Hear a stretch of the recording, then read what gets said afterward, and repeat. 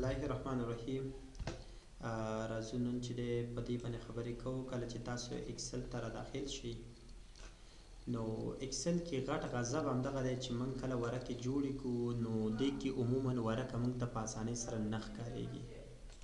نو څنګه کولی شو دغه ورقه موږ کنټرول کړو، تر څو څنګه کولی شو چاپ ته آماده کړو. نو دې کې درته مختلفې طریقې درښیمه، ځکه په اکسل کې همدا جنجال دی چې د دې نه باید موږ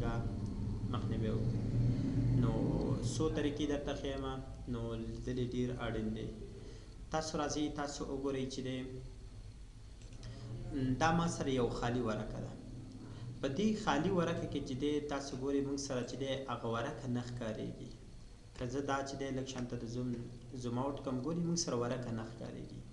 ورقه به کله موږ سره ښکارېږي چې تاسو کنټرول پی ووهئ، تاسې یعنې وینډوز ته یې دغې ته چې دی یو ځل پرنټ ته لاړ شي، بیا وروسته بیک شي. وګورئ موږ ته یې اوس ساحه چې دی وښودله. ته دا یوه ورقه شوله، دا بله شوله، دا بله چې دی داسې وګورئ په دې دسیم ورقې دي او دسیم ورقې دي. نو دغه ورقه موږ ته اوس معلومه شوله. خو اوس زه راځم زه وایم چې دی د دې ورقې کې به دا خپله ساحه کمسې کلیر کولی شو. بله مهمه خبره دغه ده چې په نارمل شکل چې کله تاسو سره چې دی ورقه چې دی په مطلب په پورټریټ یعنې په ولاړو باندې اوسېږي، نو ورقه تر دې ځای پورې اوسېږي. امکان شته دی تر جې پورې تاسو لاړ شئ. هغه څنګه؟ کله چې تاسو په پیج لیاوټ باندې کلیک وکئ او مرجن ته لاړ شئ او په مرجن کې نارو واخلئ، تر وګورئ تر جې پورې راغلی. نو دا اوس نارو دی، یعنې تر اخري یعنې حاشیې مو ورته چې دی لږ شانته مرجن ورته کم کړلو، نو په دې خاطر دا تر جې پورې راورسېده. نو تاسو سره اصلا تر دې ځای پورې دی. که د دې ځای نه نور هم داسې اوړئ، مطلب اوس تاسو ضرورت پیدا کېږي تر دې کې ال او ام دې ځایونو پورې خبره راسېږي، نو د دې لپاره به بیا تاسو څه کوئ؟ په همدې درته طریقې ښیم. راځئ لومړی تاسو ګورئ ما دلته تیار دغه لیکلې ډیټا. تاسو ګورئ موږ سره چې دی ورقې دلته چې دی د دې ځای نه مطلب وګورئ یو تر جې دلته هم راغلی دی، بلکې که دا هم ورسره راولم داسې وګورئ تقریبا دلته مې چې دی دا مې ورسره داسې ولیکل او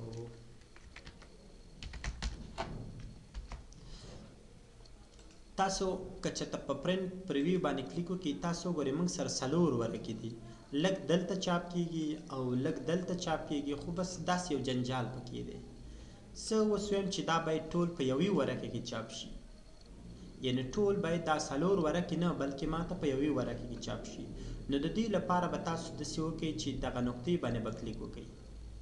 په دې نقطې باندې به کلیک وکړئ، د فیټ ټو ته به چک واچوئ، خو یاد ساته چې پیج لیاوټ ته راغللی، هغې نه پس چې دی بیا دلته وګورئ په سکالټ فیټ باندې به دې نقطه باندې به ورته کلیک وکړئ او دلته به چې دی دغې وینډوز ته تاسو راولئ. فیټ ټو ته به چک واچوئ، دې کې به یو ولیکئ او دې کې بس چې دی 9 ورته ولیکئ تر څو چې دی پراخه راشي او راشي دا اوکې کړئ.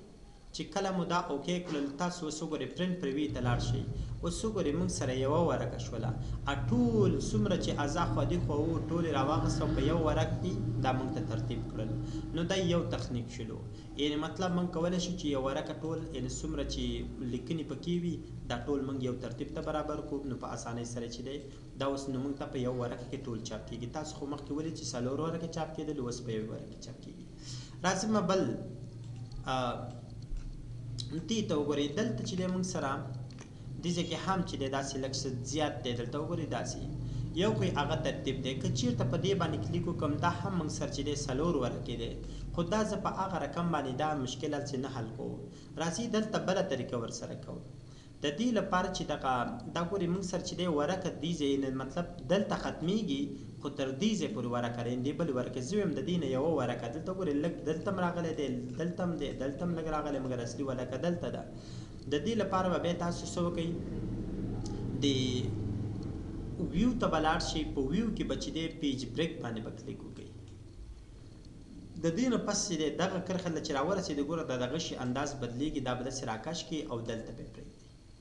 نو ګورئ دا ټول یوې ورقې ته واوښتل. دا چې نور هر څه کوي، که ټکس وړکی کوي، که د کالمونو یا د روګانو ترمنځ چې دی فاصلې کمۍ زیاتوي، نو دا د دوی خپل کار هغه نور هغه پوه شه او کمپیوټر هر څه چې دی اکسل یې پوه شه، بس دا فقط یې دومره کش کړي دا خپله چې دی تر خپل ساحې برابرېږي. بیرته راځئ نارمل واخلئ، بس نور تاسو کولی شئ چې په پرنټ پریوي کې وګورئ، بس سمپل یوه ورقه ده، تاسو ته به یوه ورقه چاپ کېږي. بله طریقې درته ښیم که چیرته دلته تاسو وګورئ دلته هم همدغه ستونزه ده دې ځای کې موږ سره چې دی داسې موږ سره چې دی روګانې زیاتې دي ولې کالمونه خو بیا هم خیر په یوې ورقه کې موږ سره فیټ برابر دي فکس شوي دلته وګورئ موږ سره هر څه برابر زی پکې اوس هم دلته شته دی خو ولې موږ چې دی موږ سره د کالمونو شمیر ډیر دی یعنې تر دې ځای پورې موږ سره خپل هغه د ورقې نارمل حالت دی زه هم داسې باید لاړ شي ان تر دې ځای پورې به زه څنګه کوم چې دا ټول دلته راولم نو د دې لپاره چې دی اسانه ترتیب دا دی چې کله دې پرنټ ته لاړلی په پرنټ باندې کلیک وکړئ یعنې یا کنټرول پی پریس کړئ د هغې نه پس دغلته اخر ته لاړ شي دې ځای کې او دلته وګورئ لیکلي دي چې دی fit all columns on one page بس په دې باندې کلیک وکړئ بس دا ټول په یوې ورقه کې چاپ کیږي تاسو ته نو په دې اسانۍ سره تاسو کولی شئ چې ټول په یوې ورقه کې چاپ کړئ بل کار پکې راځي بل ته وګورئ لکه رالم یو بل شیټ مې واخیستلو او دلته مې ټکس ولیکه فار ایگزامپل داسې یو تقریبي معنی اشتباه وشوله فار ایگزامپل